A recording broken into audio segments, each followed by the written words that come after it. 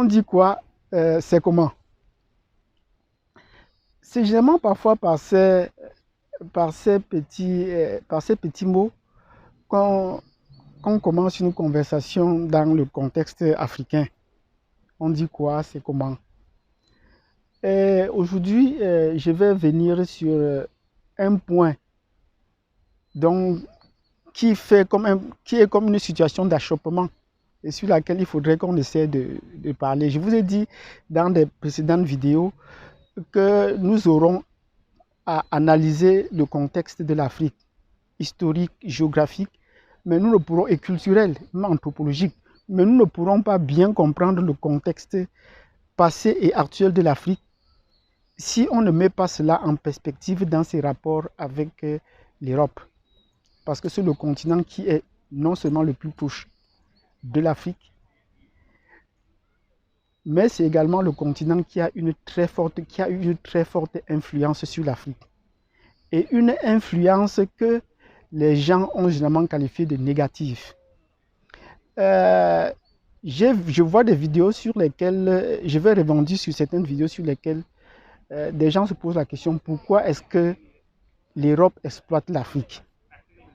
Un confrère sur cette plateforme, un concitoyen camerounais également, a posé cette question dans une vidéo, mais il a poussé la réflexion un peu bien loin.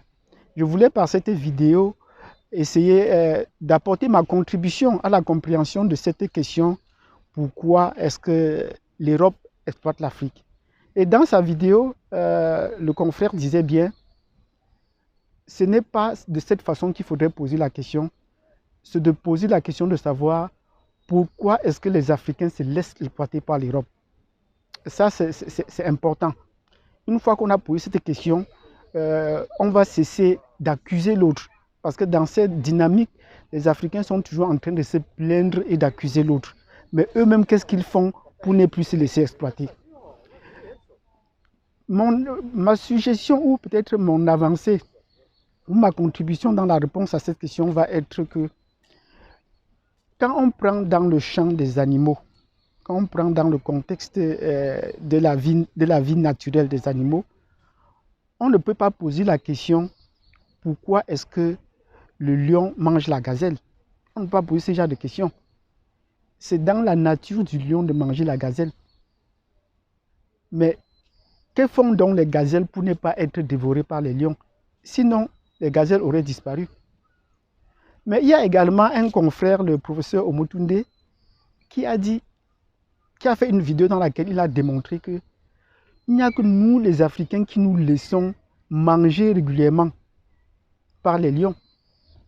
Or, dans la nature, les gazelles ont développé des réflexes pour contourner les stratégies des lions, pour contourner le fait qu'ils ne se considèrent plus comme des proies, pour ne plus être continuellement la proie des lions.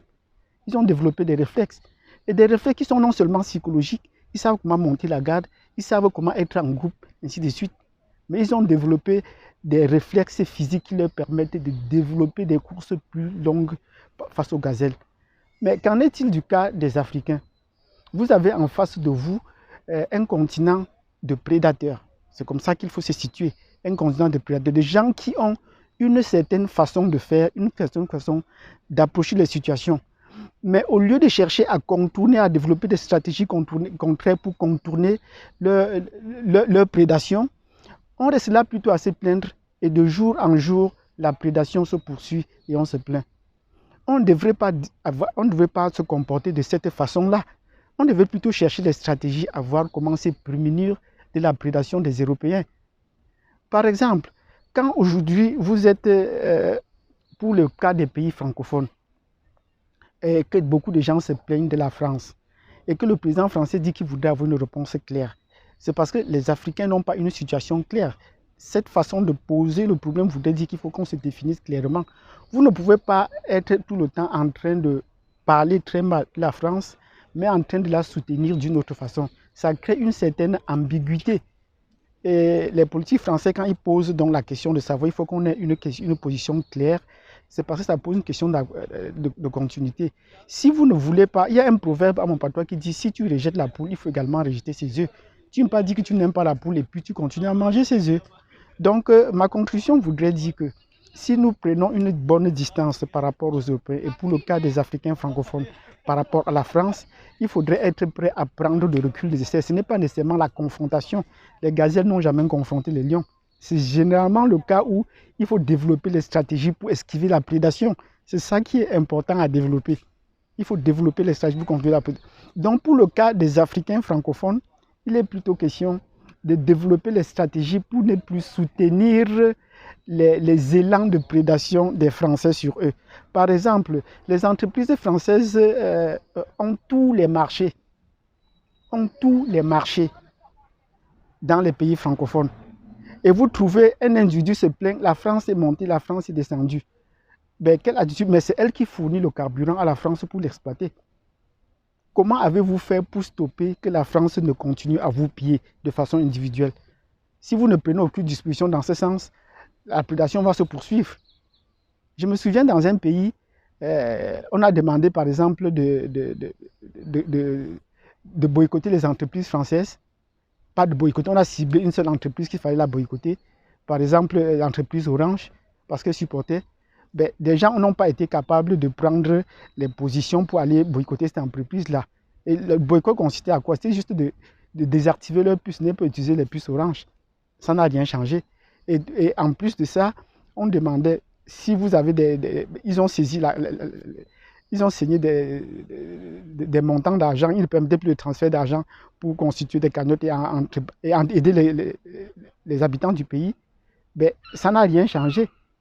Donc si vous pensez que vous êtes contre la France, mais évitez la France, évitez les produits de la France. Ben, les gens vont réagir, on va faire comment? Et ils vont continuer. Voilà par exemple une stratégie que si vous considérez comme une gazelle en face de la prédation, il faudrait avoir. Et le confrère Willy qui parlait d'aphrodidacte des comportements de la Teranga, c'est-à-dire nous sommes accueillants. Les Africains sont trop accueillants. Mais quand est-ce qu'ils vont comprendre qu'il y a des conditions qu'il faudrait poser à cet accueil? Nous avons un accueil légendaire, mais il faut quand même poser des questions. Les autres pays sont aussi accueillants, mais ils ont des conditions. Même nous qui sommes ici au Canada, pour arriver au Canada, on n'a pas ouvert la porte à tout le monde. C'est un parcours de combattant. C'est un cheminement qu'il faut suivre. Pour arriver là, on vous dit que voilà les conditions qu'il faut remplir. Vous faites un test d'éligibilité et quand vous passez le test d'éligibilité, vous allez sur le site et puis vous remplissez les dossiers un à un, ça prend un cheminement. Sur le temps de vous préparer, vous allez à des tests, vous passez des questions, on dit comme vous allez au Canada, là, voilà que c'est un pays démocratique. Voilà les principes, les valeurs de ce pays-là qu'il faut adopter. Ça devait être autant pour les pays africains. S'il y a des gens qui veulent venir chez vous, ne leur ouvrez pas la porte, qui s'installent avant de pouvoir définir, vous écoutez ce qu'ils vous disent. Qu'ils vous disent ce qu'ils apportent. Non, c'est à eux d'écouter ce que le contexte dans lequel ils sont en train d'évoluer. Donc voilà ce qui était important de signifier. Donc il faudrait que la Teranga soit encadrée, qu'elle ne soit plus ouverte dans tous les sens au point de laisser l'arrivant définir ce qu'il veut pour vous-même. Non, c'est plus ça dans ce sens-là. Donc fixons les conditions de l'accueil des étrangers chez nous et cela évitera que l'étranger fasse à sa guise. Parce que l'étranger arrive chez nous, les étrangers arrivent chez nous, arrivent en Afrique, même pas chez nous, les étrangers arrivent en Afrique et trouvent qu'il n'y a aucun encadrement, aucune barrière, aucune loi pour fixer. Et pour aller dans ce cadre, dans ce sens, une fois de plus, le professeur Moutoundé disait, vous ne pouvez pas faire la morale à ceux qui n'en ont pas. Vous ne pouvez pas faire la morale. Vous croyez que les gens sont comme vous, ils ne sont pas comme vous, ils ont d'autres façons de penser, d'autres façons de faire. Donc essayez de comprendre, fixez vos façons de faire avant qu'ils ne s'intéressent. S'ils ne peuvent pas fonctionner comme vous le souhaitez, ben, ils savent à quoi s'attendre. Mais quand vous les laissez venir s'installer et faire à leur guise, ben, il faut comprendre. Mais qu'est-ce qui peut expliquer que l'Europe se comporte ainsi? Il faut qu'on se comprenne. Peut-être parce que les Africains sont une terre de la Teranga, une terre d'accueil, comme le Sénégal le dit, et comme c'est la devise du Sénégal. C'est parce que nous, les Africains, nous ne cherchons jamais à comprendre comment les Européens fonctionnent. Il y a des choses qu'il faut connaître sur l'Europe et que nous allons développer. Est-ce que vous connaissez vraiment l'Europe? Nous ne connaissons pas l'Europe et nous ne voulons pas connaître. Eux, ils ne peuvent pas parler de leur tard. C'est à vous à chercher leur tard. Mais eux, ils parlent de vos tards et ils les exposent. Oh, les Africains sont ici, les Africains sont cela.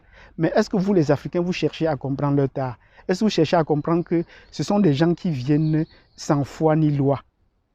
Ce sont des gens qui viennent sans foi, ils n'ont pas de foi, ils n'ont pas de loi. Ils viennent chez vous crier, ils prennent ce qui leur est important. C'est nécessaire pour eux, ils estiment que c'est nécessaire pour eux. Et ils sont prêts à tout pour s'accaparer toutes vos ressources. Si les ressources de l'Afrique étaient limitées, c'est qu'ils ont déjà tout pris. C'est qu'ils ont déjà tout pris, sans état d'âme. Mais comme les ressources sont illimitées, ils prennent, et au fur et à mesure qu'ils en prennent, ils trouvent qu'il y en a toujours.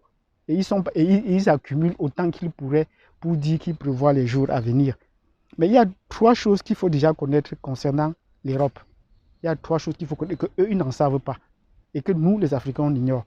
La première chose, que l'Europe est un petit continent. 10 millions de kilomètres carrés alors que l'Afrique mesure 30 millions de kilomètres carrés. Ça, c'est la première chose qu'il faut savoir. C'est un petit continent. Mais quand ils arrivent là, les Africains ont l'impression que c'est un très grand continent. Même comme ils n'en parlent pas, ils le présentent ainsi.